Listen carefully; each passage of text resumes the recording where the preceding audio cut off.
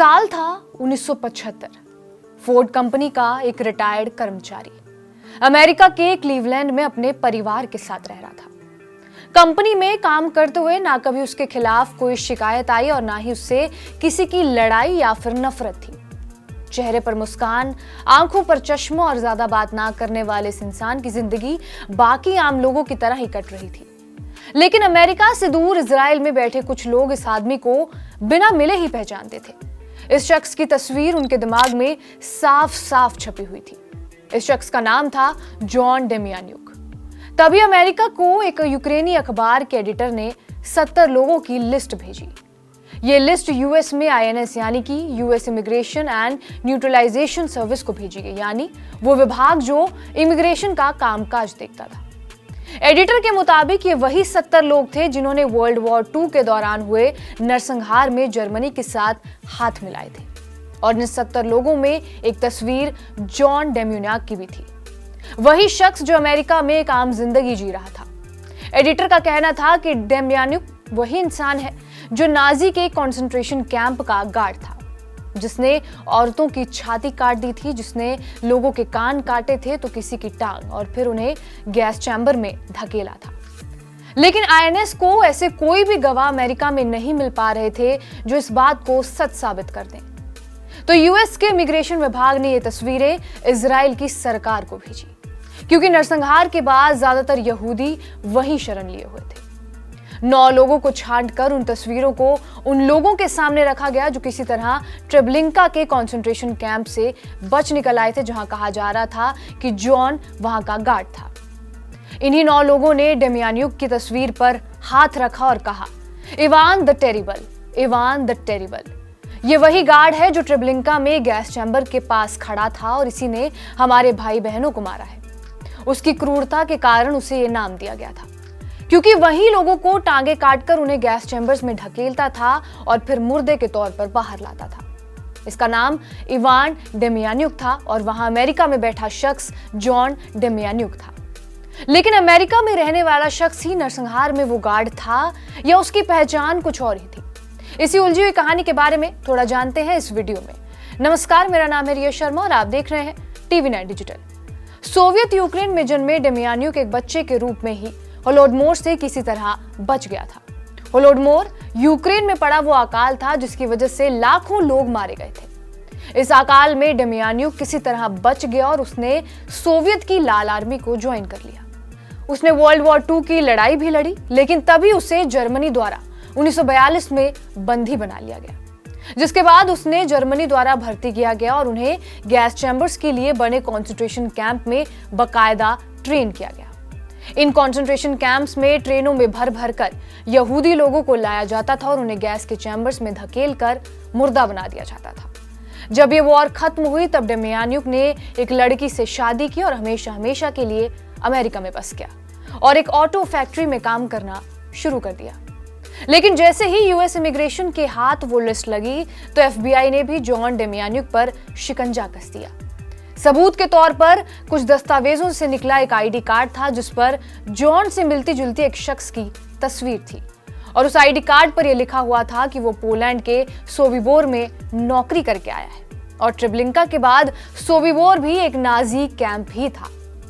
लेकिन 1975 तक आते आते जब जॉन की पहचान को लेकर बवाल उठने लगा तो अमेरिका के यहूदियों में जॉन के खिलाफ नफरत पैदा हो गई। अमेरिका में कार में बैठे ड्राइवर से लेकर दुकानों में लगे टीवी देखने वालों सबको इस केस के बारे में जानना था कि आखिर जॉन कौन था, या फिर वो वही इवान था जिसने नरसंहार में गार्ड की भूमिका निभाई थी। 1981 तक जॉन के खिलाफ यूएस की कोर्ट में मुकदमा चला।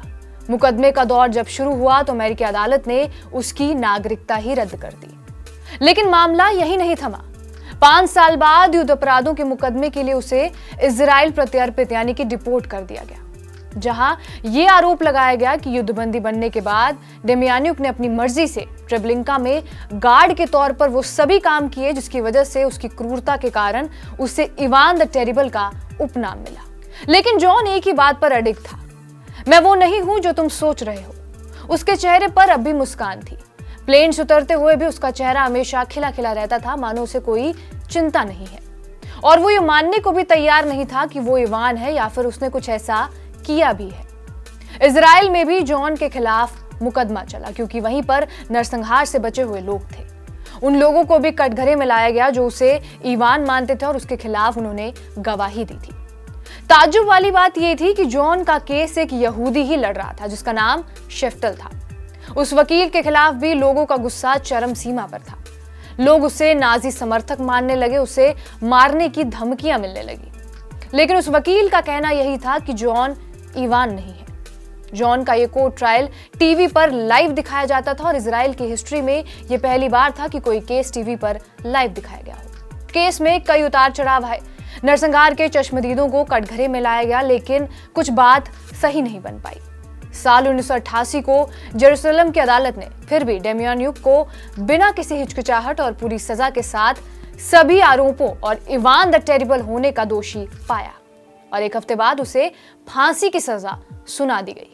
उसे फांसी पर चढ़ाने के लिए फंदा बनना तैयार हो चुका था, लेकिन एक अपील के बाद 29 जुलाई 1993 को इजरायली सुप्रीम कोर्ट ने इस फैसले को ही खारिज कर दिया, इस सबूत के आधार पर कि इवान कोई और इंसान है, जॉन डेमियोनियाक नहीं। जॉन डेमियोनियाक 1993 में संयुक्त राज्य अमेरिका लौट आए और फिर 1998 में उनकी नागरिकता फिर से बहाल कर दी गई। हालांकि उनका कानूनी संघर्ष अभी भी जारी रहा। 2002 में फिर केस खुला और संघीय न्यायाधीश ने निर्धारित किया कि उसने ही नाजी कैंप गार्ड के रूप में काम किया था और डेमियान्युक ने फिर से उसकी अमेरिकी नागरिकता छीन ली गई। 3 साल बाद उसे जर्मनी, पोलैंड या यूक्रेन निर्वासित करने का आदेश दिया गया। डेमियान्युक ने फैसले के खिलाफ अपील की, लेकिन इसे बरकरार रखा गया। फिर आया साल 2009 जहां म्यूनिक की एक अदालत ने उन पर पोलैंड के सोबिबोर विनाश शिविर में लगभग 28,000 यहूदियों की हत्या में मददगार होने का आरोप लगाया और जर्मनी ने उनके प्रत्यर्पण का अनुरोध किया। अमेरिकी सुप्रीम कोर्ट द्वारा उनकी अंतिम अपील पर सुनवाई करने से इनकार करने के बाद डेमियान्युक को मई 2009 में निर्वासित कर दिया गया।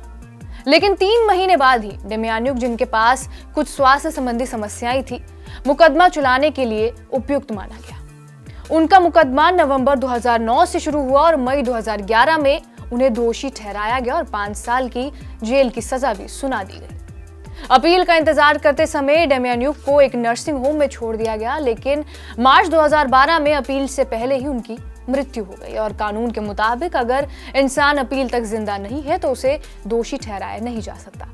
यानी सबूत ना मिलने की वजह से उसे दोषी ठहराया नहीं गया और आखिरी समय तक डेमियान्युक यही कहता रहा कि मैं वो इंसान नहीं हूं जो तुम सोच रहे हो, मुझे बहुत लोगों का साथ मिला है, मैं इवान द टेरिबल नहीं हूं।